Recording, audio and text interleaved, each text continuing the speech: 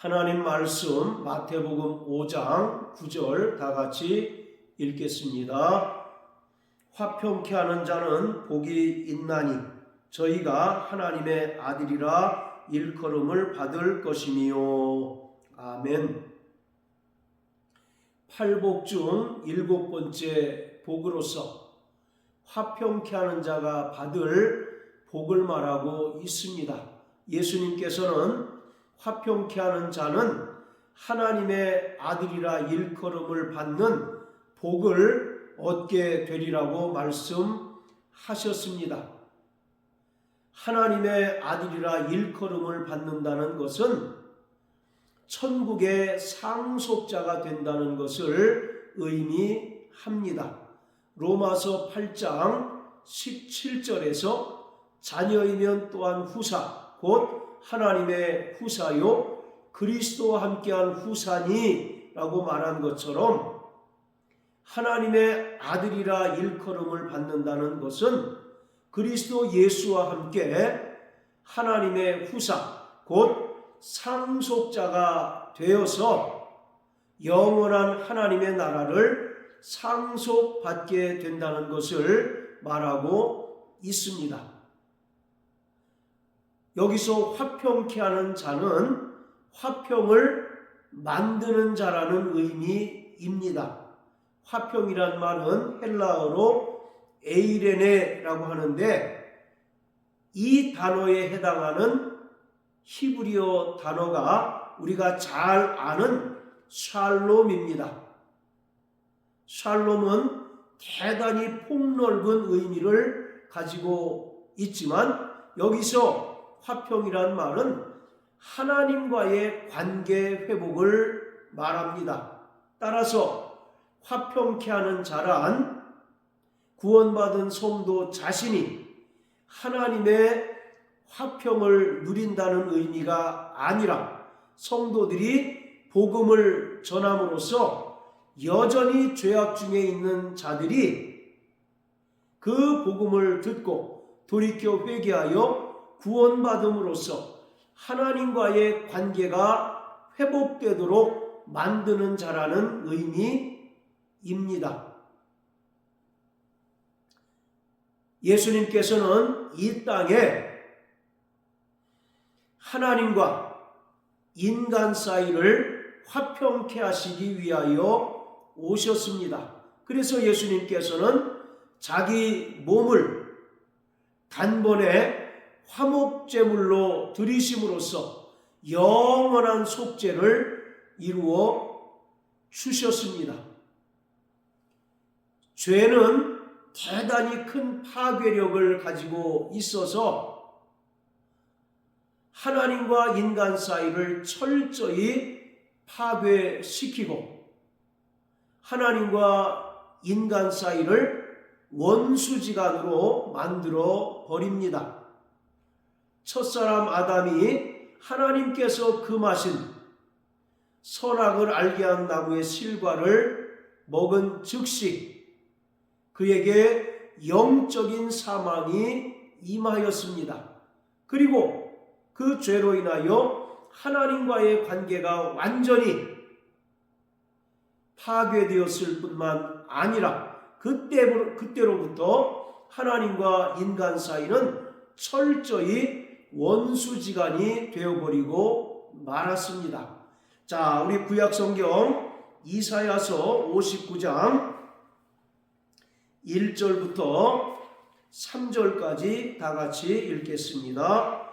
여호와의 손이 짧아 구원치 못하심도 아니요 귀가 둔하여 듣지 못하심도 아니라 오직 너희 죄악이 너희와 너희 하나님 사이를 내었고 너희 죄가 그 얼굴을 가리워서 너희를 듣지 않으시게 함이니 이는 너희 손이 피해 너희 손가락이 죄악에 더러웠으며 너희 입술은 거짓을 말하며 너희 혀는 악독을 바람이라.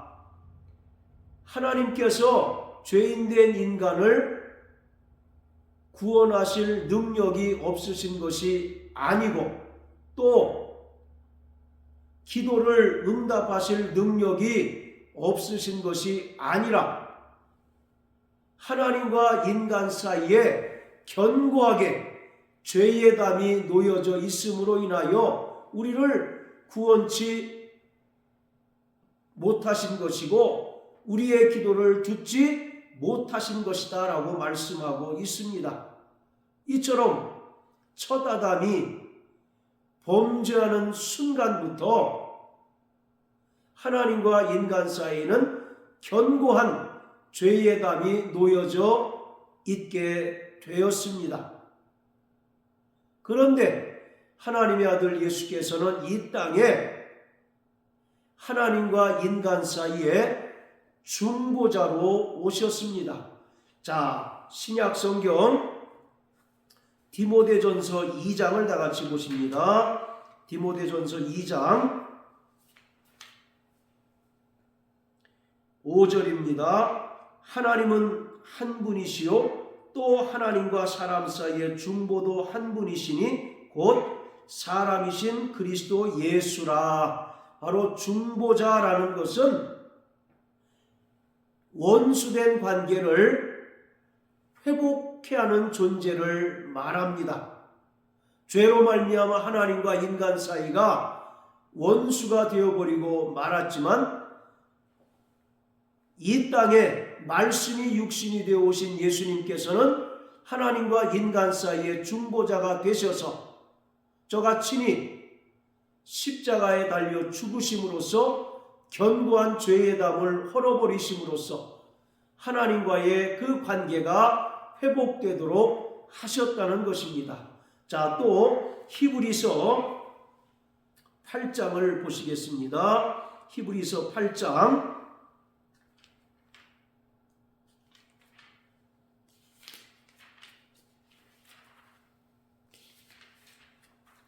자, 6절입니다.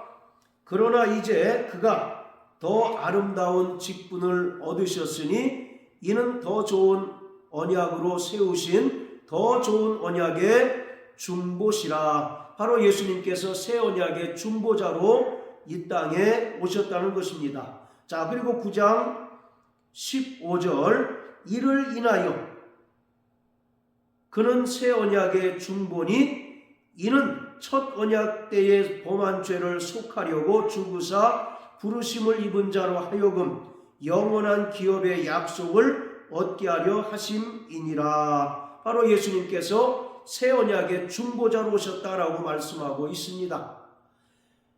구약의 모세의 성막을 보면 성소와 지성소 사이를 가로막고 있는 휘장이 있습니다. 아무라도 이 휘장을 통과해서 하나님의 은혜의 보좌가 있는 지성소에 들어갈 수 없습니다. 다만 예외적으로 1년 1차에 하나여 이스라엘을 대표하는 대제사장이 먼저 자기를 위하여 속죄한 후에 이스라엘의 죄를 속죄함 받기 위하여 염소의 피를 가지고 휘장을 통과하여 지성소에 들어갈 수 있을 뿐이었습니다. 여기서 말하는 성소와 지성소 사이를 가로막고 있는 휘장은 우리에게 두 가지 큰 영적 의미를 나타내주고 있습니다. 그 첫 번째는 하나님과 인간 사이를 가로막고 있는 죄의 담을 상징적으로 나타내주고 있습니다. 우리가 아까 이사야 59장 1절부터 3절까지를 읽은 것처럼 하나님과 인간 사이에는 견고한 죄의 담이 있음으로 인하여 하나님께서 우리를 구원하실 수 없고 또 우리의 기도를 들으실 수 없었습니다. 자, 이처럼 성전 휘장은 하나님과 인간 사이를 가로막고 있는 죄의 담을 상징적으로 나타냅니다. 그리고 두 번째, 성소 휘장이 우리에게 주는 영적인 의미는 바로 예수 그리스도의 육체를 가리키고 있습니다. 예수님께서 십자가에 달려 죽으셨을 때 성소 휘장이 위로부터 아래까지 찢어져 둘이 되었습니다. 자, 우리 마태복음 27장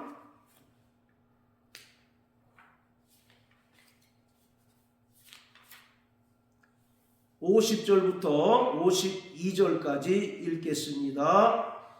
예수께서 다시 크게 소리 지르시고 영원히 떠나시다. 이에 성소 휘장이 위로부터 아래까지 찢어져 둘이 되고 땅이 진동하며 바위가 터지고 무덤들이 열리며 자던 성도의 몸이 많이 일어나되 50절에서 예수님께서 크게 소리 지르시고 영원히 떠나셨습니다. 즉 십자가에 달려 죽으셨습니다. 그때 성소 휘장이 위로부터 아래까지 찢어져 둘이 되었다라고 말씀합니다. 즉 예수님께서 십자가에 달려 죽으시기 이전에는 견고하게 세워졌던 죄의 담이 예수님의 십자가 죽음으로 말미암아 또 그가 흘리신 보혈의 능력으로 말미암아 완전하게 허물어지고 또 무너졌던 것을 말하고 있습니다. 여기서 위로부터 아래까지 찢어져 둘이 되었다는 것은 비로소 죄의 담이 흘림으로 말미암아 은혜의 보좌 앞에 담대히 나갈 수 있게 되었다는 것을 우리에게 보여주고 있습니다. 자, 또 히브리서 10장을 다 같이 보십니다. 히브리서 10장 자 19절부터 20절입니다. 그러므로 형제들아 우리가 예수의 피를 힘입어 성소에 들어갈 담력을 얻었나니 그 길은 우리를 위하여 휘장 가운데로 열어놓으신 새롭고 산 길이요 휘장은 곧 저의 육체니라. 20절에 보면 휘장은 곧 예수님의 육체를 가리킨다고 말하고 있습니다. 이처럼 예수님께서 이 땅에 중보자로 오셔서 친히 십자가에 달려 죽으심으로써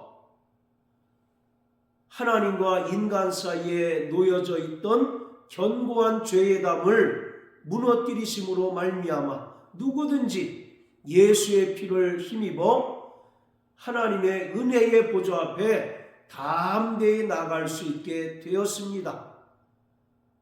예수님께서는 이 땅에 하나님과 인간 사이를 화평케 하시기 위하여 오신 중보자이십니다. 자, 그뿐만 아니라 예수님께서는 그 은혜를 믿음으로 말미암아 구원받고 하나님의 자녀된 성도들에게 화목케 하는 직분을 허락해 주셨습니다. 자, 고린도후서 5장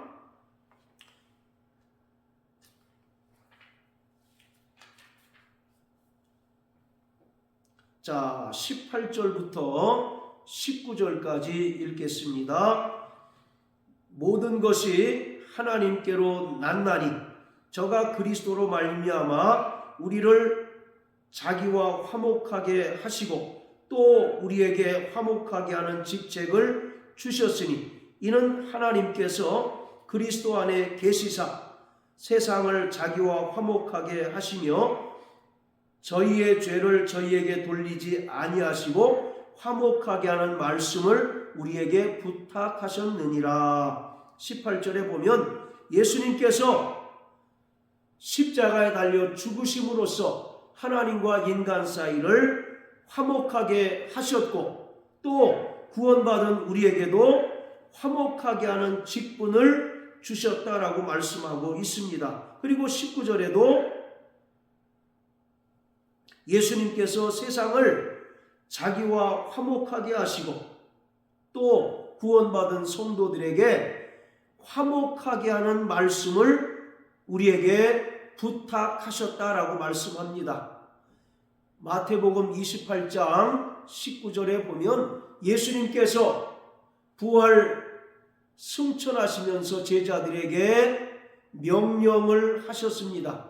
그것을 지상 대위임령이라고 말합니다. 너희는 모든 족속으로 가서 내가 너희에게 분부한 모든 것들을 가르쳐 지키게 하고 또 아버지와 아들과 성령의 이름으로 침례를 주라고 말씀하셨습니다. 이처럼 예수님께서 이 땅에 하나님과 인간 사이를 화목케 하시는 중보자로 오셨을 뿐만 아니라 구원받은 성도들에게 화목케 하는 직분을 주셨고 또 화목하게 하는 말씀을 주셨습니다. 그러므로 이 땅을 살아가는 천국을 소유한 하나님의 백성인 성도들은 철저하게 복음의 제사장의 사명을 감당해야 합니다. 예수님께서 우리에게 맡겨주신 그 복음의 제사장 역할을 감당하는 것이 구원받은 성도들에게 허락된 바로 화목케 하는 직분인 것입니다. 그래서 사도 바울은 자신을 가리켜 복음의 제사장이라고 말하고 있습니다. 자, 로마서 15장입니다.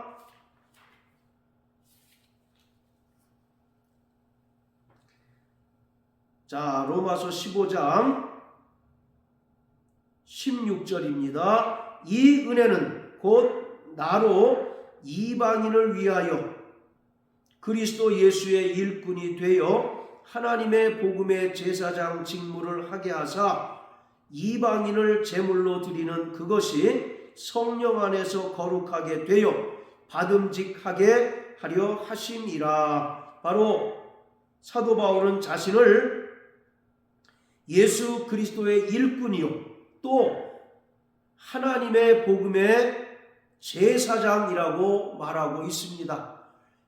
제사장이 어떤 역할을 하는 자입니까? 하나님과 죄인 사이를 연결시켜주는 역할을 하는 자가 바로 제사장입니다. 이처럼 구원받은 성도들이 이 땅에 존재하는 목적은 바로 복음의 제사장의 사명을 감당하는 것입니다. 그래서 베드로전서 2장 5절과 9절에도 우리를 제사장으로 부르셨다라고 말씀하고 있습니다. 자, 베드로전서 2장